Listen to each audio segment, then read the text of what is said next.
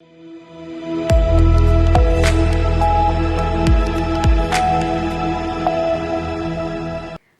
मैं हूं रत्ना और आप देख रहे हैं सी न्यूज़ भारत। आए करते हैं मध्य प्रदेश बुलेटिन की और बात होगी बजाग की, जहां अवैध परिवहन पर वन विभाग ने सख्त कार्रवाई की है। साथ ही बात होगी पवई की, जहां रामेश्वर महाराज के निजी निवास पर नगर और देश की सुख शांति के लिए धार्मिक आयोजन किया गया।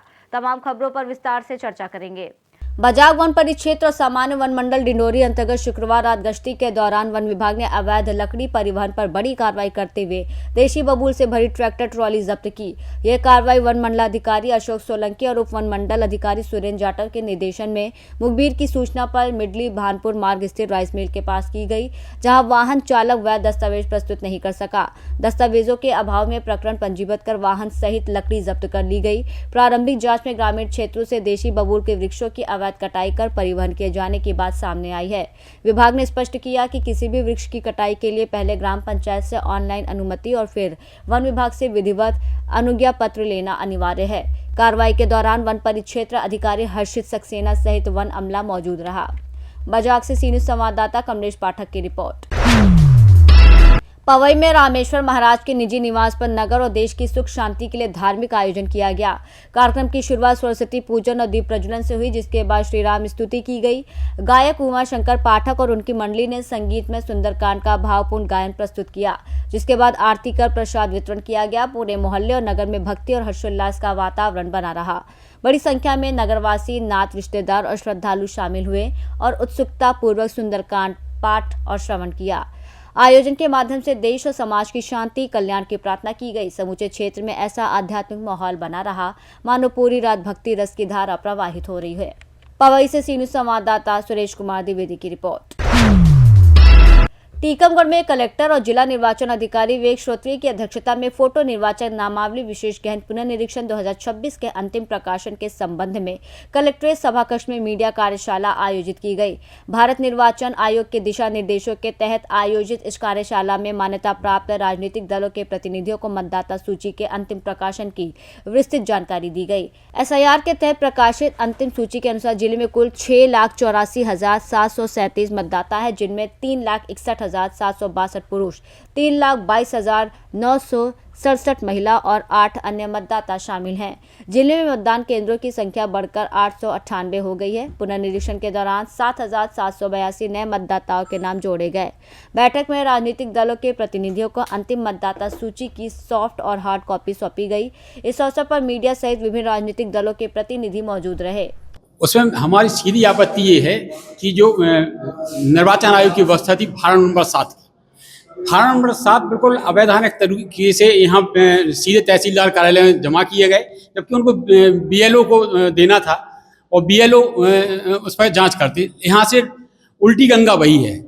तहसीलदार ने BLO को यहाँ ये कार्रवाई की गई है और ऐसे ऐसे मतदाता जो वर्षों से पुश्तैनी रूप से टीकमगढ़ में रह रहे हैं, शासकीय सेवा में हैं, पेंशन ले रहे हैं, उनको भी टारगेट करके और ख़ास तौर से अनुसूचित जनजाति के लोग, आदिवासी लोग जो हमारे पलायन करके मजदूरी करने के लिए बाहर जाते हैं और बड़ा समुदाय अल्पसंख्यक वर्ग का 1-1.5 महीने बड़ी दहशत में रहे हैं वो लोग कि हमारा नाम काटा जा रहा है, हमारा नाम काटा, जबकि हकीकत ये है कि वो यहाँ के मूल निवासी हैं।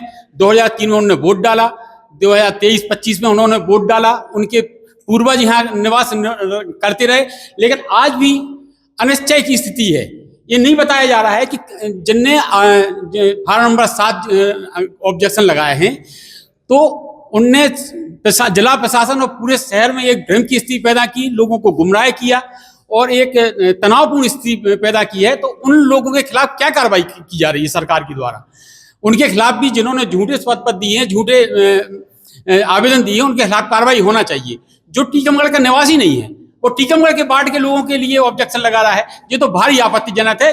इसके ऊपर जिला प्रशासन द्वारा कोई कार्रवाई नहीं की गई है और कांग्रेस पार्टी एक एक मतदाता जो वैध मतदाता है उसके वोट के अधिकार के लिए लड़ेगी और अंतिम छोर तक लड़ेगी, अंतिम दम तक लड़ेगी। उसके लिए हमें जो भी आंदोलन करना पड़ेगा वो भी करेंगे और एक भी वैध मतदाता का वोटर सूची से नाम किसी भी स्थिति में कटने नहीं देंगे, चाहे किसी कोई भी परिस्थिति बने। आपने कलेक्टर साहब से पूछा है कि कितने वोट काटे गए हैं? क्या उन्होंने बताया? कलर साहब ने से जब मैंने पूछा कि सर जो आपत्ति आई थी उसके बाद कितने वोट काटे गए, तो उनका सीधा सा जवाब था कि आप वोटर सूची का प्रकाशन हो रहा है, आप उसमें मिलान कर लीजिए। जबकि आपके पास आइडेंटिफाई है कि ये शिकायतें आई हैं, बीएलओ ने उनका परीक्षण किया, तो आपके पास तो एक आंकड़ा होना चाहिए कि उन फार्म नंबर 7 के बाद आपने कितने वैध मतदाता पाए गए, कितने अवैध पाए गए। और जो अवैध पाए गए भाई उनके नाम काटो, लेकिन जो वैध मतदाता है उनको कैसे आप नाम काट सकते हैं? उसका एक शांत की जिला प्रशासन को देना चाहिए।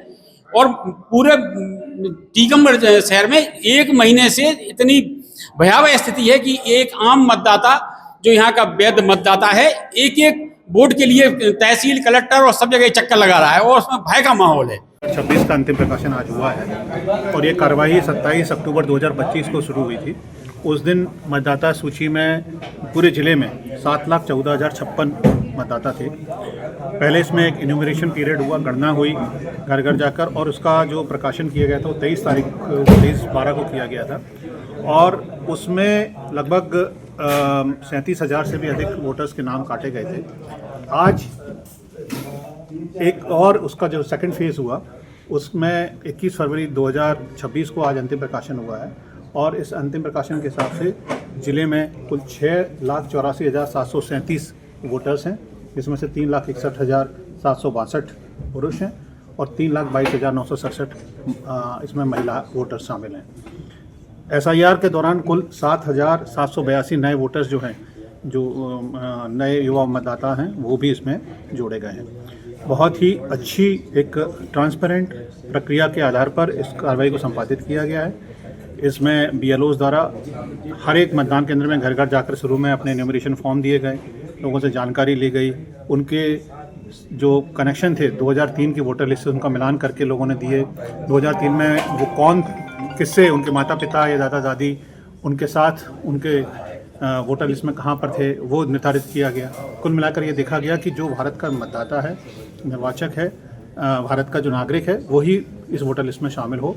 और इस प्रकार से बड़ी एक ट्रांसपेरेंट पद्धति के साथ इसको पूरा किया गया। लोगों को बार बार सुनवाई का मौका दिया गया। जो पुराने नाम थे, जो मृतक हो चुके थे फिर भी वोटर लिस्ट में थे, उनको हटाया गया है।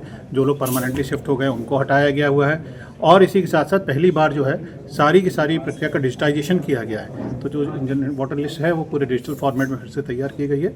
और मुझे ये बताते हुए बड़ी खुशी है कि हमारे यहाँ जो भी एक मानक होता है उसके हिसाब से पूरी प्रक्रिया का पालन करते हुए हमारे BLOs ने, हमारे AEROs ने और EROs ने इस कार्य को बहुत अच्छे ढंग से संपादित किया है। टीकमगढ़ जिले की सारी जनता ने भी इसमें बहुत सहयोग किया है।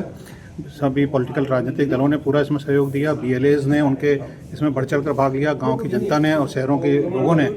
और इसमें जो लोग उत्साहित थे उन्होंने एक दूसरे को मदद करी, वॉलंटियर्स ने मदद करी। मैं सभी को बहुत बहुत धन्यवाद देता हूं। और एक बहुत अच्छा दस्तावेज हमारे पास आज वोटर लिस्ट के रूप में जो अपने विशेष गहन पुनरीक्षण 2026 का अंतिम प्रकाशन हुआ है, आज सभी को उपलब्ध हुई है। टीकमगढ़ से सी न्यूज़ संवाददाता राजेंद्र कुमार श्रीवास्तव की रिपोर्ट। उज्जैन में भाजपा कार्यकर्ताओं ने कांग्रेस कार्यालय का घेराव कर नेता प्रतिपक्ष राहुल गांधी का पुतला जलाया। यह प्रदर्शन दिल्ली में आयोजित AI समिट मीट के दौरान युवक कांग्रेस द्वारा किए गए प्रदर्शन के विरोध में किया गया। भाजपा कार्यकर्ता अस्पताल चौराहे से क्षीर सागर स्थित कांग्रेस कार्यालय तक पैदल मार्च निकले और नारेबाजी करते हुए राहुल गांधी का पुतला जलाया। मौके पर कांग्रेस कार्यालय पर बड़ी संख्या में कार्यकर्ता मौजूद थे। सुरक्षा व्यवस्था के तहत पूरे क्षेत्र में भारी पुलिस फोर्स तैनात किया गया। सड़क पर बैरिकेडिंग कर मार्गों को सील किया गया। कल दिल्ली के अंदर AI सम्मेलन में भारत मंडपम में कांग्रेसियों के कुछ गुंडे राहुल गांधी और सोनिया गांधी के कहने पर धोखे से रजिस्ट्रेशन कराकर अंदर अलग टी-शर्ट पहनकर जो इन्होंने जो कृत्य किया है, ये बिल्कुल निंदनीय है। ये देश को बदनाम करने वाला कृत्य है। राहुल गांधी हमेशा भारत देश को अनेकों बार विदेशों में जाकर बदनाम कर चुके हैं। निश्चित रूप से ये निंदनीय है। हमारे देश जो हमारी माता है, हम इससे प्यार करते हैं, लेकिन गांधी परिवार, खान परिवार, इनको भारत माता से कोई प्यार नहीं है। इन्होंने चीन को जमीन दे दी, इन्होंने पाकिस्तान को जमीन दे दी, इन्होंने कैलाश मानसरोवर की जमीन दे दी, और ये संविधान की कॉपी लेकर घूमते हैं। संविधान के ज्ञान हमको बताते हैं। अरे हमें संविधान का ज्ञान मालूम है। देश के प्रधानमंत्री नरेंद्र मोदी जी 56 इंच का चिन्ह लेकर पहले भी थे, अभी भी है और आज भी रहेंगे। हमने आज जो है राहुल गांधी का पुतला फूका है, राहुल खान का पुतला फूका है, राहुल गांधी मुर्दाबाद करा है, सोनिया गांधी मुर्दाबाद करा है, कांग्रेस परिवार मुर्दाबाद करा है।